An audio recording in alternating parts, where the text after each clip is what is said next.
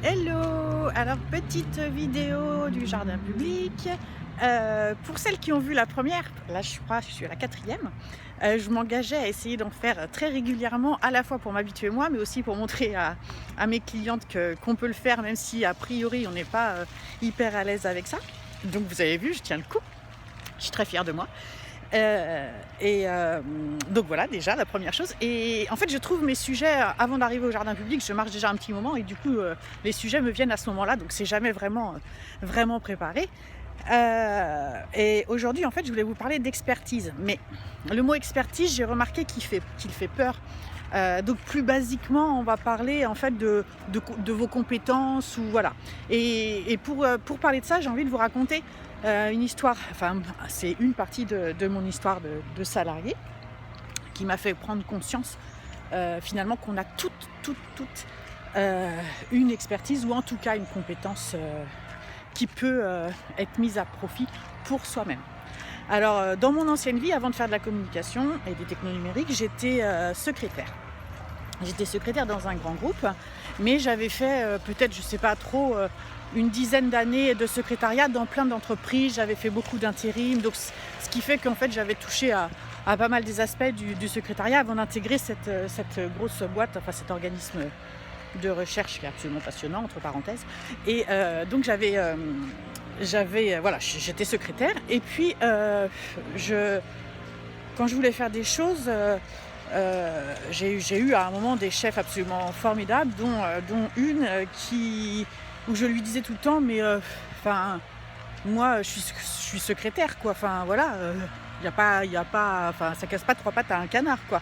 Et elle me disait non, tu ne te rends pas compte, une secrétaire, elle sait faire des choses que tous les autres gens qui ne sont pas secrétaires ne savent pas faire. Donc là déjà ça avait éveillé un peu ma curiosité, parce que je me disais bah ouais, en fait secrétaire c'est un métier. Comme plein d'autres métiers. Et si on fait appel à moi, c'est bien parce que je sais le faire et que ceux qui font appel à moi ont besoin de quelqu'un qui sait le faire à leur place. Donc là, je me suis dit, ah ouais, effectivement, donc c'est effectivement une compétence. La deuxième chose qui m'a fait prendre conscience de ça, c'est que j'avais de temps en temps des gens qui m'appelaient ou lors de discussions, des collègues secrétaires qui me disaient, ouais, est-ce que tu sais faire ça? Enfin voilà. Et souvent, je répondais, comme j'avais vu pas mal de trucs avant, je répondais, bah oui, je peux t'aider. Et au fur et à mesure, comme ça, j'avais des appels d'autres secrétaires, comme ça, un gros groupe que je connaissais absolument pas, et qui me disaient, ouais, j'ai appris, on m'a dit que tu pouvais m'aider sur tel truc.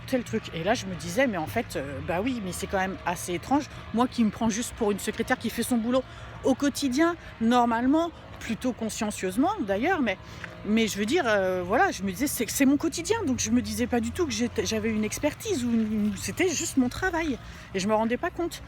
Et puis au fur et à mesure comme ça du temps, je me suis dit, bah ouais, en fait, j'ai une compétence. Et si je vous parle de ça, c'est parce que j'ai souvent, lors de mes séances, une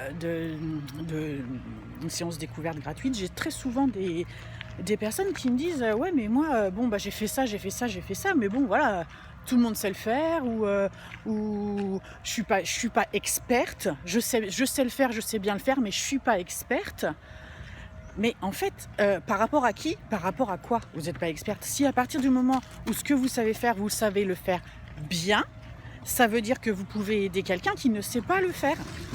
Voilà. Donc à travers cette petite histoire, je veux que vous preniez conscience que en farfouillant, si vous avez envie de vous lancer en tant qu'entrepreneur, mais que vous vous dites ah mais je sais pas quoi faire parce que grosso modo bon j'ai fait ça, mais ça suffit pas à lancer un business, eh ben je suis pas d'accord avec ça.